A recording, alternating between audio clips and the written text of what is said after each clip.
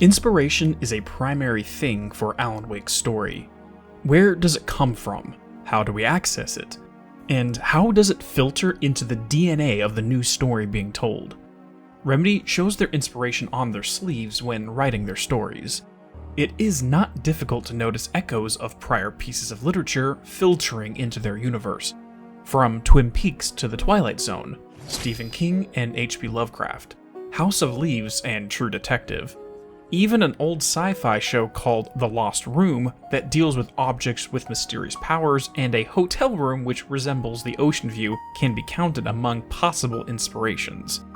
But there is one show that is rarely discussed as an inspiration for the Remedyverse.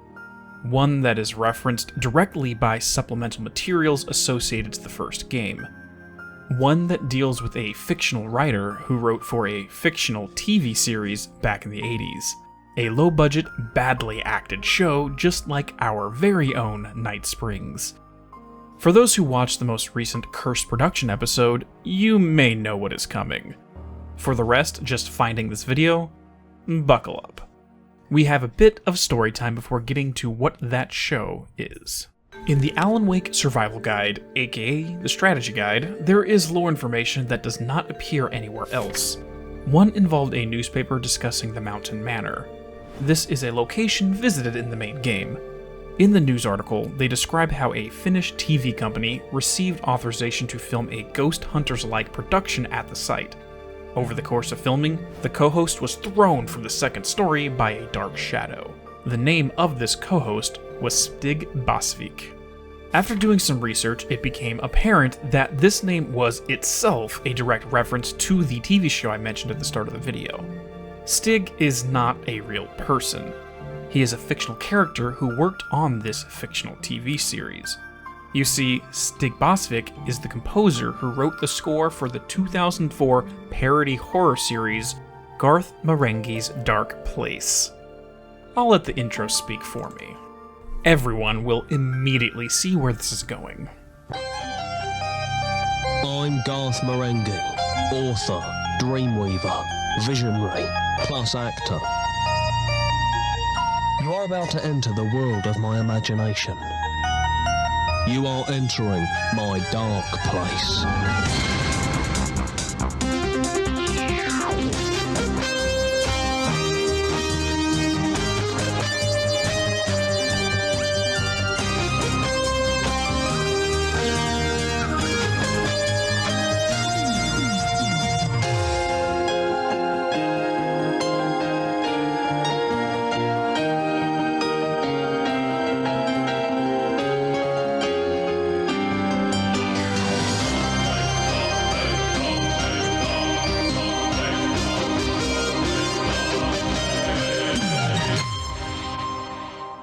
Just like Night Springs, this show has a low budget and poor acting as part of its charm.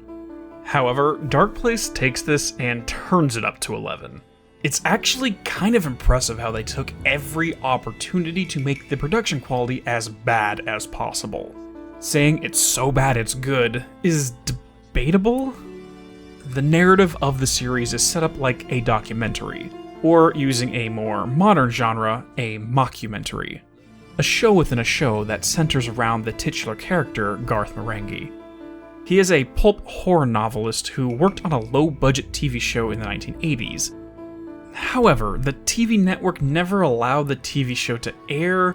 While this was likely due to the poor quality of, well, everything, Garth was so arrogant and egotistical he convinced himself that the British government got involved and prevented it from being aired. This was because it revealed too much of the truth to be allowed to be seen by the public. According to him, MI8 was involved. Not MI6, because 8 is 2 numbers higher and therefore even more secret. His character shows a stark contrast to Alan's here. Alan is self-conscious about the quality of his work, thinking it is pulp trash. You're a lousy writer! Cheap thrills and pretentious shit! That's all you're good for! Garth, on the other hand, believes he is a superior life form and the pinnacle of literature.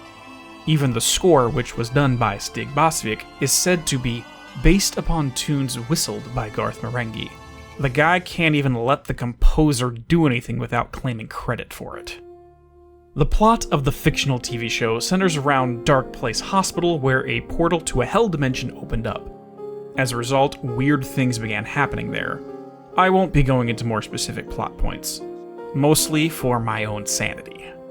After all, one episode involves an eyeball demon assaulting a patient, which leads to that man giving birth to another eyeball monster, which then gets adopted by the main character to act as a surrogate child because his real son, who was born half grasshopper, half human, ended up bouncing into a helicopter blade and died. Yeah, please don't ask me to analyze the show. Anyway, there are some tidbits of some events that slipped into Alan Wake. For example, the fact that Garth Marenghi exists as a character within his own fictional TV show. Despite the character he is playing being a Dr. Rick Douglas, Garth's books show up. Other characters comment on how incredible he is. Kind of like, Alan Wake? Oh God, I am your biggest fan. Since I'm a huge Alan Wake fan, I thought it'd be cool to get a copy of The Creator's Dilemma signed. I'm a huge fan of your books. Meta-narratives, pulp horror authors, even the probable namesake of the Dark Place is likely inspired by Garth Marenghi. Based upon what I've found, the whole thing started with a pair of stage plays called Garth Marenghi's Fright Night and its sequel, Netherhead. Not only that, but the in-universe producer went on to create his own talk show called Man to Man with Dean Lerner. If anyone thinks this is the end of it, there's more. In 2022, this fictional author published a book in our world called Garth Marenghi's Terror Tome. In 2023, its sequel, Incarcerat, was published. Both of these can be found on Amazon. For the book tour, the fictional author broke into the real world and did an interview with IGN. Of course, Garth isn't the only fictional character to slip off the screen to us. Alan spent some time with Max Payne playing Quantum Break once. Jesse visited the Remedy office. And Mr. kidnapped Sam Lake when American Nightmare got released. It is kind of absurd how many similarities this random horror comedy parody has with the Remedyverse. And with that, I'm going to be ending off this video. Nothing more to see here, people.